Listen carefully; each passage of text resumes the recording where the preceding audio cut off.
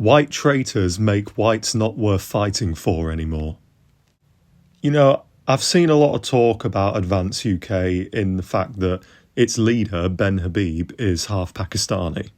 And it got me thinking about how on the right there is still obviously this big thing about race. And there is some merit to all of that. You know, we are a tribal species. We are designed to be with our own kind. You know, people from other races are basically genetic aliens. There's all kinds of valid arguments for why we should be thinking along racial lines. And, you know, many of them make very good points. However, one thing that keeps cropping up in my mind when it comes to white people is, what the fuck have the white race ever really done for me?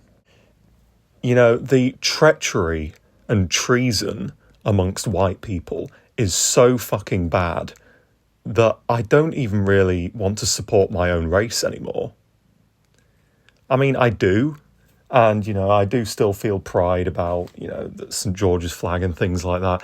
You know, when you hear the more ethno-nationalist parties talking about how, oh, well, we can't have a prime minister that's half Pakistani, that would be ridiculous. I just think, well, what about all the other fucking white British prime ministers we've had so far? What about fucking Keir Starmer? What about David Cameron? What about Gordon Brown? What about Tony Blair?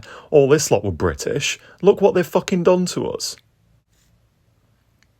Yeah, and then just moving away from the seat of power, look towards, you know, the white traitors, the actual voting bloc. You know, you've got your upper middle class white British people. All of them are traitors. All of them. They all despise and hate white working class people. They despise and hate their own families, effectively. And so it leaves us in a very strange position in the world, really, where our own people want to destroy us.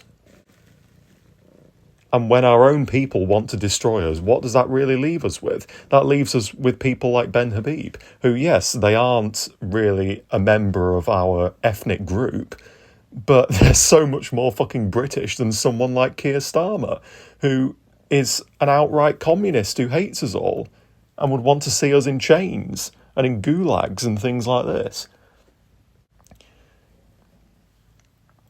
You know, I don't want to support the white British people just on the fact that they're white British, because half of the white British people are the kinds of pond scum that you find in places like Brighton. The kinds of absolute heathens that would tear down my life and tear down your life as well, just because they've got some weird insecurity about their own race. And so, as I said earlier, the treachery amongst white people is so bad that I don't think we can vote on racial lines. I don't think it's going to work. I think a party like Advance will make headway, because I think the white working class have seen so much bullshit from the upper middle classes of this country that they're just not going to be inclined to vote along racial lines if those racial lines include the kind of cunts that you get in the South and just in, you know, rich places in general. I had a lot of time for ethno-nationalist parties in the past, but these days, alongside what I've laid out in this video here, it's very clear that they're also just full of shit a lot of the time.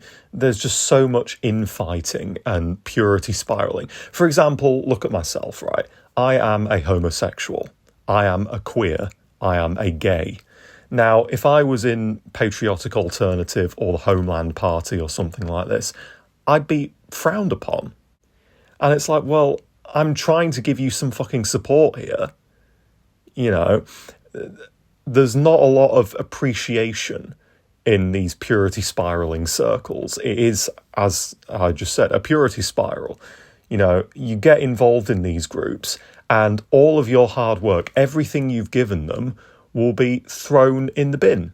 My lack of support for the white race will continue until white treachery is resolved. Simple as that, really.